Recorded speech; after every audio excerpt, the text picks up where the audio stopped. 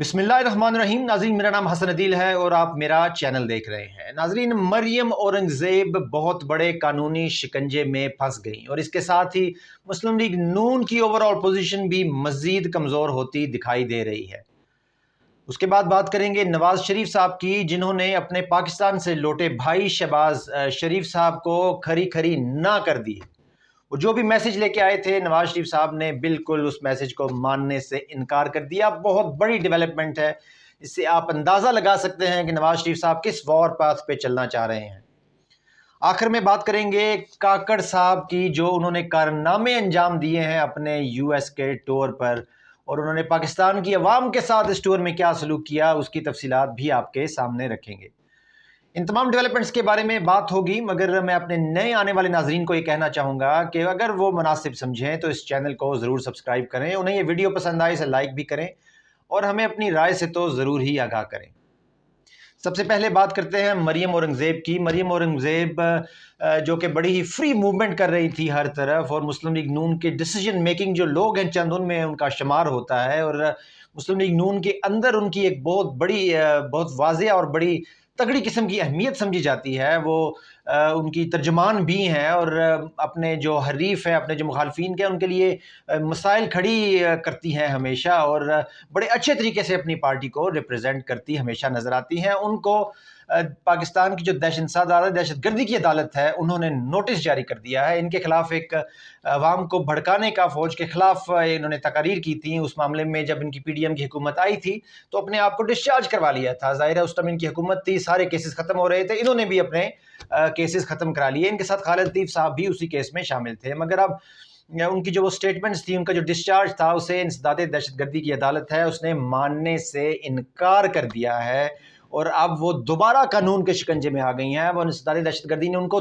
30 सितंबर को तलब कर लिया है। वो लंदन में है, अब देखना है वो कानून का एहतराम करती हैं या नहीं, अदालत में पेश होती हैं या नहीं।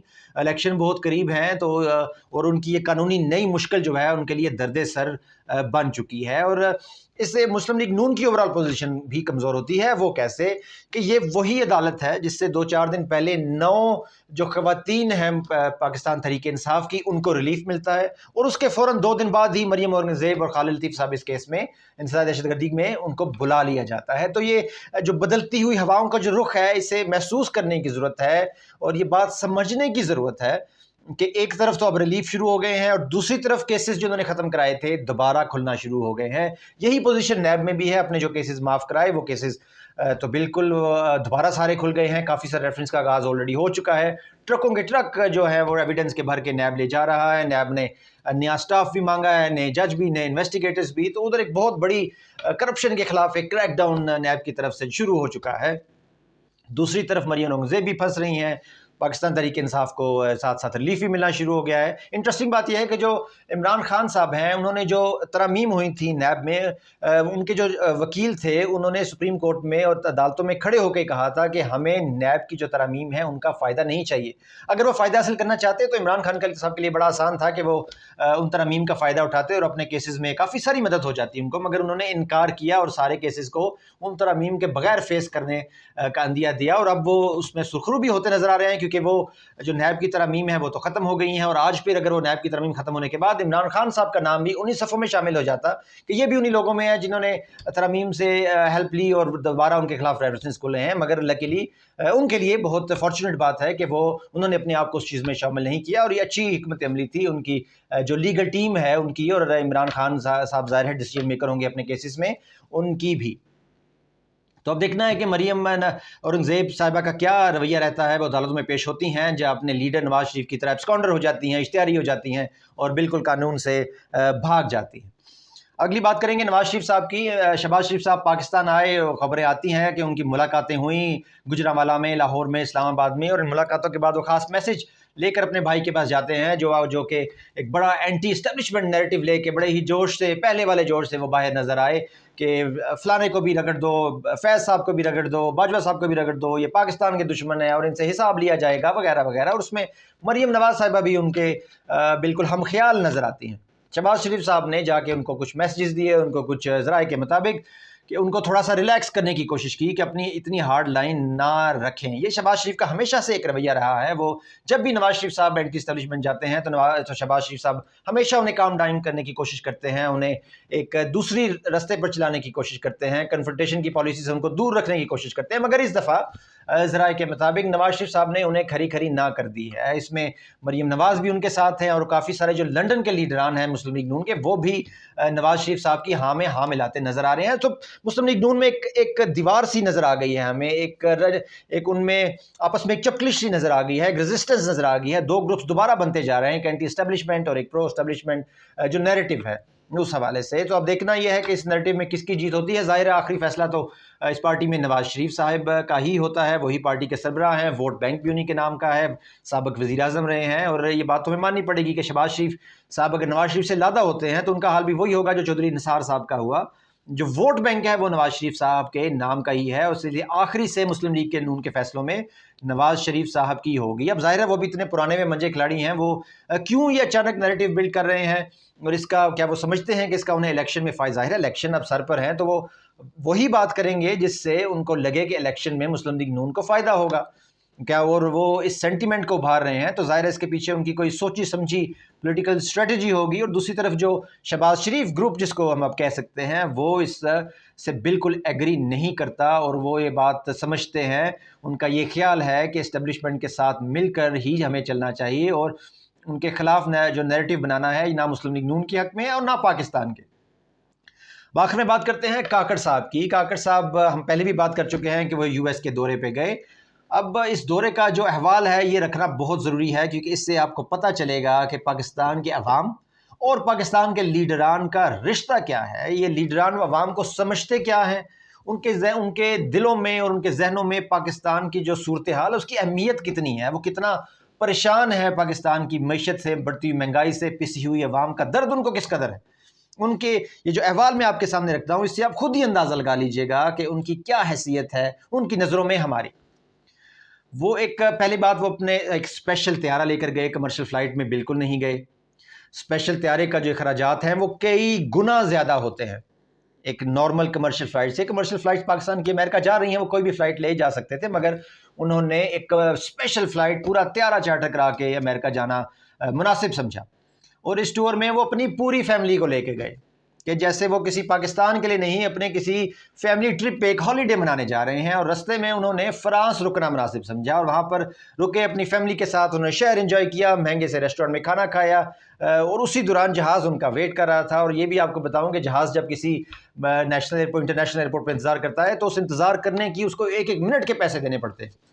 پر ظاہر ہے یہ کوئی الیکٹڈ تو ہے نہیں لیڈر, بس کہیں سے جم کر کے آ کے بیٹھ گئے ہیں. ان کو پتہ ہے کہ ان سے نہ کوئی نہ انہوں نے عوام میں جانا ہے, نہ انہوں نے عوام کو آگے احتساب دینا ہے, کوئی پوچھنے والا ہی نہیں ہے. تو اپنا انہوں نے پورا وہاں پر اپنی فیملی کے ساتھ انجوائے کیا, دوستوں سے بھی ملاقاتیں کی.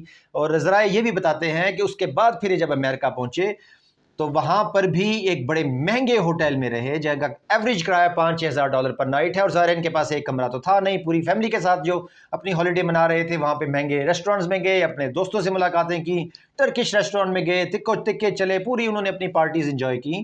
اور جہاں تک پاکستان کی بات تھی, کسی ایک بھی انٹرنیشنل لیڈر سے ملاقات نہیں کر سکے. US گئے تھے, US کے پریزیڈنٹ سے ان کی ملاقات نہیں ہوئی, فرانس میں ان کے جب پہنچے تو ان کے صدر سے ملاقات نہیں ہوئی, برطانیہ کے وزیر اعظم سے ملاقات نہیں, کسی بھی نئے انٹرنیشنل لیڈر سے ملے ہی نہیں. بس اپنی ہی ایک پارٹی انہوں نے انجوائے کی فیملی کے ساتھ, کیونکہ پتہ ہے ان کو دوبارہ شاید وہ زندگی میں وزیر اعظم انہوں نے بننا نہیں, الیکٹڈ ہو کے وہ آ نہیں سکتے, تعلقات یا جس بھی طریقے سے آئے ہیں وہ آ گئے ہیں, اور اب ان کو وہ پورا ایک ایک دن انجوائے کرنا چاہتے ہیں. ان کی سوچ بس یہی تک محدود ہے. پاکستان کی عوام تو کسی کھاتے میں نہیں, وہ چاہے مہنگائی میں مر جائیں, پس جائیں, خودکشیاں کریں, جہنم میں جائیں, پر وہ اپنی فیملی ہالیڈے تو چلو وہ پوری انجوائے کر لیں. پیسہ ظاہر ہے عوام کا ہے, پیسہ ایک ایک منٹ کا ان کو کیا فکر ہے. ریسٹورنٹ میں پیسے عوام نے دینے ہیں, ان کے ہوٹل کے اسٹے کے پیسے عوام نے دینے ہیں, چارٹرڈ فلائٹس کے پیسے عوام نے دینے ہیں. بہرحال وہ پیسہ عوام کا اور موج مستی وہ ان کی اپنی ہے پوری. اور انہوں نے وہاں پر جا کے وہ جو بلنڈر کیا کہ پاکستان کو اسرائیل سے کمپیئر کر رہے، اپنی طرف سے انہوں نے بہت بڑی انالوجی انوینٹ کی. ان کو اگر ایسی کوئی حماقت کرنی تھی تو پہلے فارن جو آفس ہے اس سے کنسلٹ تو کر لیتے کہ میں اس طرح کی کوئی انالوجی یوز کرنے لگا ہوں، مناسب بھی ہے یا نہیں، میرا ایکسپیرینس نہیں، آپ مجھے بتا دیں. مگر نہیں، وہ تو ماشاءاللہ بہت بڑی سوچ رکھنے والے اور بہت بڑے لیڈر ہیں، ایسے لیڈر جن سے ٹرکش لیڈر کی ملاقات، ٹرکش صدر نے بھی ان سے ملنے سے انکار کر دیا. اسکیجول میں تھا کہ وہ ٹرکش لیڈر سے ملیں گے، مگر انہوں نے بھی ان سے ملنے سے ذرائع کے مطابق انہوں نے بھی انکار کر دیا اور ملاقات نہیں ہو سکی. پھر یو ایس انجوائے کرنے کے بعد انہوں نے یہ ضروری سمجھا کہ پاکستان کے مفاد میں ہے کہ وہ آ کے لنڈن سٹے کریں. لنڈن بھی وہ اپنے دوستوں کے ساتھ گھوم پھر رہے ہیں، معاملات اپنی پوری فیملی ہالیڈے پورا وہ انجوائے کر رہے ہیں. عوام کے پیسے پر میں بار بار اس بات کا زور دے رہا ہوں کہ عوام کا ہی پیسہ ہے یہ، جس پر وہ ایک ایک منٹ جو ان پہ خرچہ جا رہا ہے وہ سب عوام کا ہی پیسہ ہے. اور ظاہر لندن میں ہے، لندن میں نواز شریف صاحب بھی ہے، مسلم لیگ نون کی لیڈرشپ بھی ہے. لندن میں جب وہ جتنا زیادہ ٹائم گزاریں گے تو سرگوشیاں تو ہوں گی، افواہیں تو ہوں گی کہ شاید کوئی ان کی ملاقات بھی ہونی ہے شریف خاندان سے. اور یہ تو ذرائع نے ضرور بتایا ہے کہ مسلم لیگ نون کے چند اہم لیڈران کی ملاقات تو ان سے ہوئی ہے. نواز شریف صاحب کی ابھی تک نہیں ہوئی، صرف رومرز ہیں، ابھی تک کوئی ایسی کنفرم خبر نہیں ہے. اب دیکھنا یہ ہے کہ آئندہ آنے والے چند دنوں میں نواز شریف صاحب سے ملاقات کرتے ہیں یا نہیں. وزیر اعظم جو برطانیہ کے ہیں ان کا تو کوئی ارادہ نہیں لگ رہا کاکڑ صاحب سے ملاقات کرنے کا، اور ان کو بھی کوئی پرواہ نہیں ہے کہ میں پاکستان کے جو فارن افیئرز ہیں ان کو میں اپنے ہاتھ میں لوں یا کسی لیڈران سے ملاقات کرنے کی کوشش کروں. شاید کوشش کی بھی ہو اور ان کی اتنی اہمیت ہی نہیں کوئی دے رہا ان کو. اور یہ کاکڑ صاحب کو یہ بات سمجھنی چاہیے کہ اس میں ان کی بےزتی نہیں، پاکستان کی بےزتی ہے. جتنے دن وہ ادھر زیادہ اسٹے کریں گے اور کسی نیشنل لیڈر سے ملاقات نہیں ہوگی تو بدنامی پاکستان کی ہو رہی ہے. انہوں نے فیملی ہالیڈے کرنی ہے، خدا کا واسطہ ہے، یہ میں ان کے آگے ہاتھ جوڑتا ہوں، کافی ہو گئی ہے. پاکستان کے عوام پر رحم کریں، یہاں پر کھانے کے پیسے نہیں ہیں، قرضہ لے لے کر ملک کا گزارا ہو رہا ہے. ہم ابھی بھی قرضوں میں ڈوبے ہیں، قرضوں کی قسطوں پہ جو انٹرسٹ ہے وہ دینے کے پیسے ہمارے پاس نہیں ہیں، بینکرپٹ ہونے جا رہے ہیں ہم.